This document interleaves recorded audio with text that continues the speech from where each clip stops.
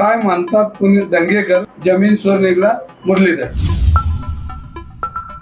आता याच्यामध्ये त्यांना राग येणं साहजिकच आहे, कारण आपण ज्या पद्धतीने ह्याच्यामध्ये चुकीच्या पद्धतीने टेंडर प्रक्रिया करून आपले जवळचे बिल्डरला ही घशात कशी मिळेल हे प्रयत्न केल्यामुळे यांची सकाळची प्रेस मी पाहिलं, केविलवाणी प्रेस होती त्यांची। त्या प्रेसमध्ये जमत नव्हता, मला किंव आली म्हणजे एवढा मोठा खासदार आणि अशा पद्धतीने मी त्यातला नाही, मग मी जैन समाज आहे, मग मी त्यांचं काम करत। 2 दिवसापूर्वी पुणे शहरामध्ये जैन समाजाचे गुरु असतील, त्यांचे सगळे लोक असतील आणि त्यांचा ज्या मोर्चा होता त्या मोर्चामध्ये मी स्वतः गेलो आणि त्यानंतर लक्षात आलं की तो सगळा व्यवहार म्हणजे त्याच्या अगोदर ती चर्चा चालू होती आणि हा सगळा व्यवहार संशयास्पद आहे। आणि जर हा मोर्चा निघला तर आम्ही शेवटी एक पुणेकर म्हणून त्या मोर्चाला मी हजर होतो आणि लक्षात आलं की ह्या सगळ्या व्यवहारामध्ये काहीतरी काळबेरं यामध्ये शिस्त आहे।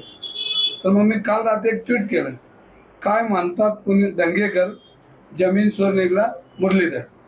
आता याच्यामध्ये त्यांना राग येणं साहजिकच आहे, कारण आपण ज्या पद्धतीने ह्याच्यामध्ये चुकीच्या पद्धतीने टेंडर प्रक्रिया करून आपले जवळचे बिल्डरला ही घशात कशी मिळेल हे प्रयत्न केल्यामुळे यांची सकाळची प्रेस मी पाहिलं, केविलवाणी प्रेस होती त्यांची।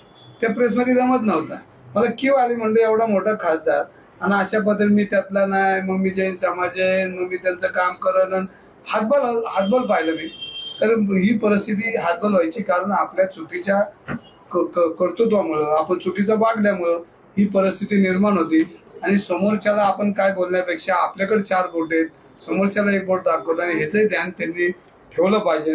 याच्यामध्ये ह्या सगळ्या टचची सुरुवात 21 नोव्हेंबरला 2023ला चिराग जोशी नावाच्या संचालकांनी एका चॅनेलला मुलाखत दिली आणि ती मुलाखत अशी दिली की ही जी प्रॉपर्टी आपण ही जी प्रॉपर्टी आम्ही विकतो ही जे 230 कोटी रुपये येणार 2023ला म्हणतात आणि त्यांनी मग त्या प्रेसशी बोलला, त्या चॅनेलला बी त्याची बातमी 230 कोटी रुपयाला ही प्रॉपर्टी जाणार। हे 2 वर्ष अगोदरच कळलं त्या संचालकाला की ही प्रॉपर्टी 230 कोटीला जाणार। मग ही प्रॉपर्टी कोणी घेतली होती, काय घेतली? 1958 साली प्रॉपर्टी ही गरीब जैन मुलांच्या शिक्षणासाठी, कारण त्या टायमाला विद्येचं मार्ग म्हणून पुण्यामध्ये जे कामकाज चालू होतं, गोरगरिबांची मुलं शिकत होती, त्यांना सुविधा मिळली पाहिजे, भविष्यात मुलं मोठी झाली पण एक विचार करून ही संस्था त्या टायमाला जैन समाजाच्या युवकांसाठी निर्माण केलेली संस्था। त्यानंतर मग ते वालचंद शेठ होते, त्यांनी ते पैसे दिले, त्यांच्या कुटुंबातले 2, बाहेरचे 5 अशी ती नियमावली।